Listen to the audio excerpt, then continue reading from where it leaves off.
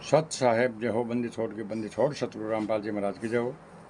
बंदी छोड़ कबीर साहब की जय। भगत भाइयों, ज्ञान अमृत एवं षड्यंत्र का विश्व पुस्तक PDF एवं लिंक प्राप्त करने के लिए 98 280 और 72 914 ओम प्रकाश दास, राजस्थान से गंगानगर से। भगत भाइयों, इस पुस्तक में छुड़ानी करो था और बरवाला 5 महिला और 1 बच्चे कहते हैं कृष्ण की संपूर्ण जानकारी के लिए पढ़े ज्ञान अमृत एवं षड्यंत्र का विश्व पुस्तक। भगत भाइयों, ये पुस्तक भगत भाइयों आप बिहार सासाराम जिले से शशिभूषण दास जी एडवोकेट से भी आप पुस्तक मंगा सकते हैं। उनके मोबाइल नंबर है 99 315 और 92 093 से आप पुस्तकें मंगा सकते हैं।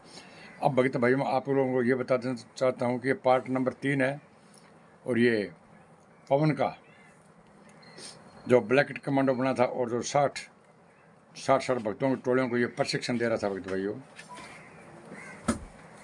2 पार्ट पहले मैंने बना दिए इस पवन के और ये पार्ट नंबर 3 है। पवन कुमार यादव द्वारा 60 कमांडो ब्लैकेट कमांडो को प्रशिक्षण देना एवं कमान संभालना। राष्ट्रीय समाज सेवा समिति ने अपने चैत्य एवं नज़दीक पवन कुमार यादव को ब्लैकेट कमांडो के उच्च कोटि का प्रशिक्षण रिटायर्ड फौजी द्वारा प्रशिक्षित दिलवाई गई थी। भगत भाइयों, पवन को भी किसी आर्मी या BSF के जवान ने उसको ट्रेनिंग दी थी। उसके बाद में ये पवन भक्तों को ट्रेनिंग करवाता था।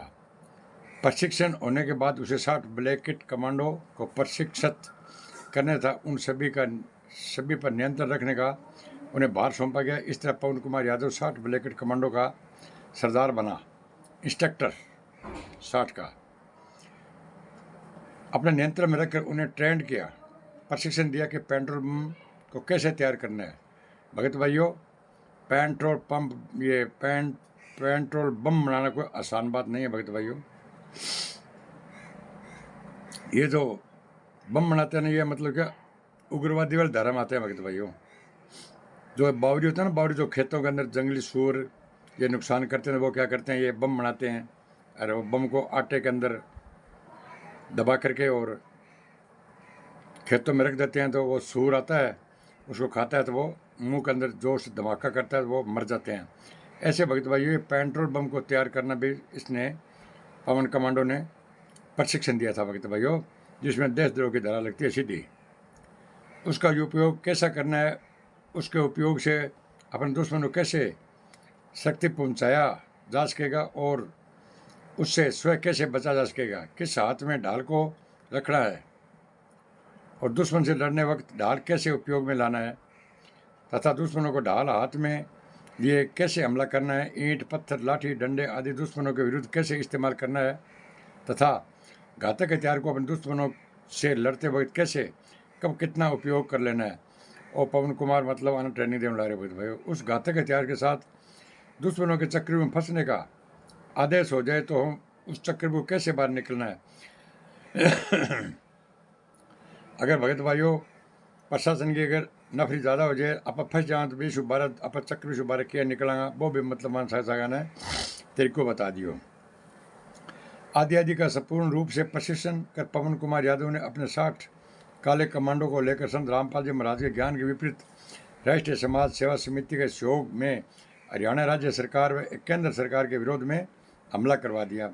भगत भाई 14 तो मतलब कोर्ट की मानना करवाई।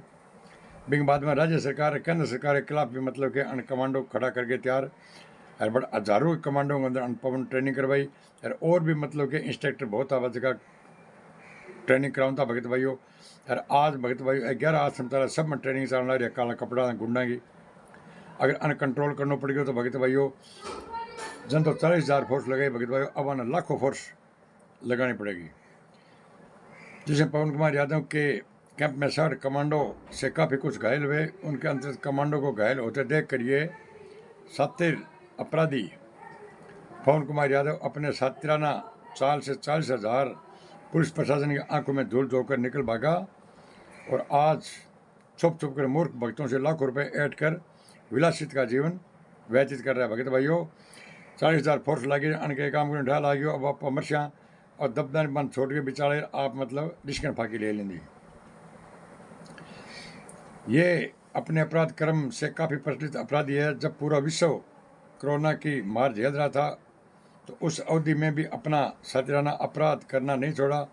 फलत कोरोना अवधि में मेरठ पुलिस ने इस अपराधी को अपने गिरफ्त में लेकर जेल में डाल दिया। भगत भाइयों, कोरोना के टाइम के अंदर मतलब कि वो एक जल की शीशी अमृत बना के दें तो कोरोना जगह लागड़ी है वो जो पानी पी लिया तो मतलब वो ठीक हो जाएगा।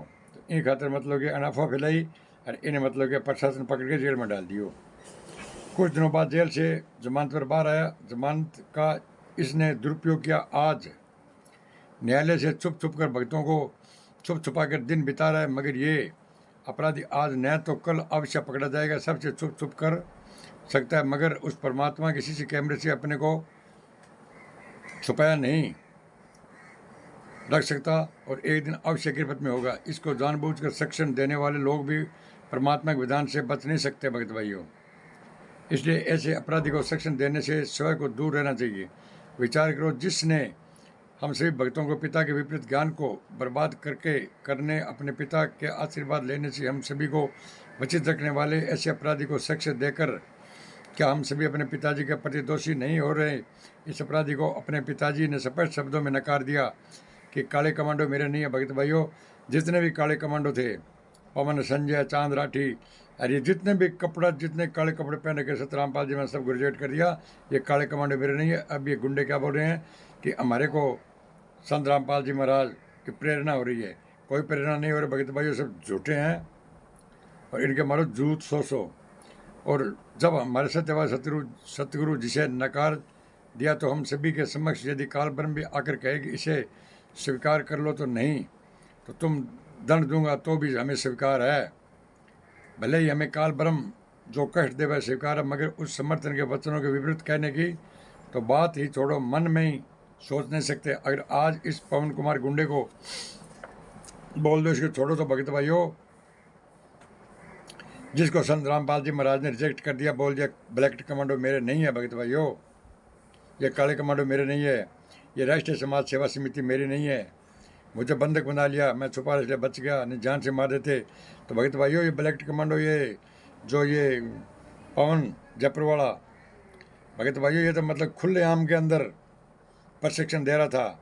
और खुले के अंदर भगत भाइयों ये तो मतलब हाथ ऊपर करके और काले रंग का चश्मा लगा करके और ये सबसे आगे खड़ा था भगत भाइयों।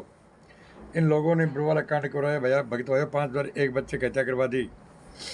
और अभी भगत भाइयों इन गुंडों का काम चल रहा है और मैं आगे वीडियो लगाऊंगा पवन का, देख लेना क्यों इनका काम कैसे चल रहा है। ये मतलब प्रथम मंत्र दे रहे हैं, सतनाम दे रहे हैं, सार नाम दे रहे हैं, सार शब्द के फार्म भर रहे हैं और जोत पाठ कर रहे हैं, रमैनी करवा रहे हैं भगत भाइयों। तो अब ये बताओ भगत भाइयों कि संत रामपाल जी महाराज जी का आपको कहाँ जरूरत है? कोई ज़रूरत नहीं है। और पवन कमांडो के आगे मैं वीडियो लगाऊंगा भगत भाइयों, आप वीडियो को ध्यान से सुनना। और जितने भी इस पवन के चाटू खो रहा भगत भाइयों, इस समय रहते पवन को छोड़ दो। पवन संजय RSS ये एक ही बात है, दो नहीं है भगत भाइयों। और समय रहते जागो भगत भाइयों, अगर समय रहते नहीं जागे तो भगत भाइयों पछताना पड़ेगा, क्योंकि संत रामपाल जी महाराज पर FIR नंबर 428/2014 देशद्रोह का आतंकवादी वाला मुकदमा लगा हुआ भगत भाइयों। जिसका गुरु आतंकवादी, उसके चेले भी सभी आतंकवादी होते हैं भगत भाइयों। संत रामपाल जी महाराज पर देशद्रोह का धारा आतंकवादी वाली कछावाड़ लगी हुई है भगत भाइयों। ये जितने सभी बड़े बड़े आश्रम हैं सब आतंकवादियों के अड्डे हैं भगत भाइयों, और इनमें सबको प्रशिक्षण दे रहे हैं।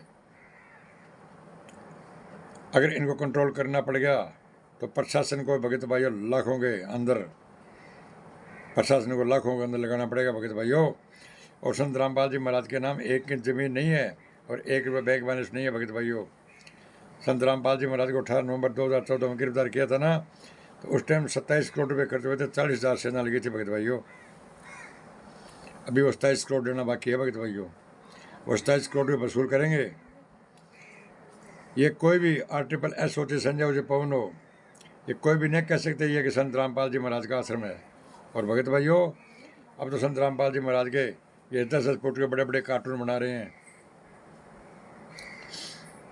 संत रामपाल जी महाराज जीवित जेल के अंदर बैठे हैं, हिसार जेल नंबर 2 में, और ये बड़ी बड़ी फोटो बना रहे हैं, उनका भोग लगा रहे हैं भगत भाइयों। जीमता ने मार दियो भगत भाइयों, गुंडा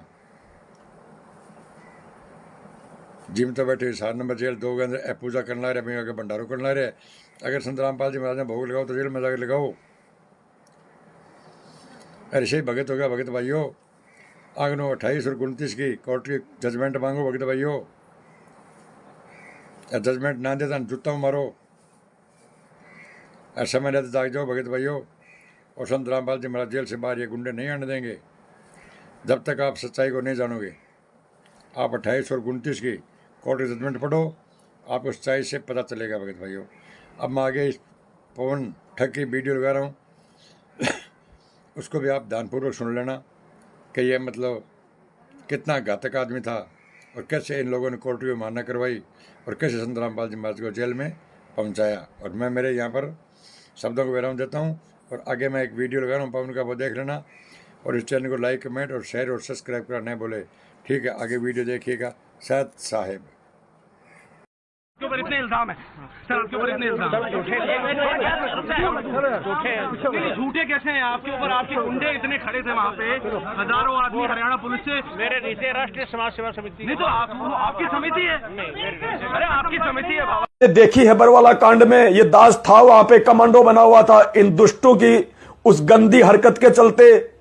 मैंने वहां हकीकत मेरी आंखों से देखा है और मेरे भगवान के वचन मेरे लिए सर्वोपरि है। मेरे गुरुजी के वचनों से बढ़ के मेरे लिए कुछ नहीं है दुनिया में कि बेटा ये मैनेजमेंट मेरा नहीं है, इसको मैंने रिजेक्ट कर दिया है। मालिक तो वो राष्ट्रीय समाज सेवा समिति आपसे तो बहुत खुश होंगे, बहुत काम करते होंगे ना। मेरे को तो कमांडो बना रखा था फिर बाद में बरवाला कांड में, स्पेशल कमांडो। जो 60 जो कमांडो थे ना, स्पेशल कमांडो तो वैसे बहुत थे, लेकिन जो ब्लैक कमांडो में 60 कमांडो ऐसे थे जिनको वो शीशा दे रखा था, वो हाथ में पकड़ने वाला, वो कैन सीट भाई, वो जो मतलब शीशा पकड़ते हैं ना कि जैसे सामने से कोई पत्थर उथर मारे तो अपना बचाव करे। तो हम लोग 60 थे, तो 60 में जो ट्रेनिंग देगा वो मैं था तो मेरे को बना रखा था उन सबका वो मतलब वो सरदार स्पेशल ब्लैक कमांडो बना के रखा था। हाँ, हमारे को तो ऐसे कमांडो बना रखे थे इन्होंने। हम तो मरने मारने से बिल्कुल नहीं डर रहे थे, हम तो पुलिस वालों को भी ठोक रहे थे वहां पे और 2-4 को किताब बांट रहे। हमारा ये जुर्म है किताब बांटना। क्या क्या लिखा है दुर्गा माता का? पढ़िए किताब पढ़िए। आइए सीधी बात, क्यों कहाँ छपती है किताबें? हमें नहीं पता क्यों? किताब बांटने का जुर्म बता रहे हैं। दूर से बात करो, दूर से किताब बांटने का जुर्म बता रहे हैं। दूर से बात करो, दूर से। आपने कोई सारे फोन लगाइए, किताबें कह दूंगी कि आप आयोग छेड़ना उनका, किताबें कह दूंगी कि आप आयोग छेड़ना उनका, किताबें कह दूंगी कि आप आयोग छेड़ना उनका, किताबें कह दूंगी कि आप आयोग छेड़ना उनका।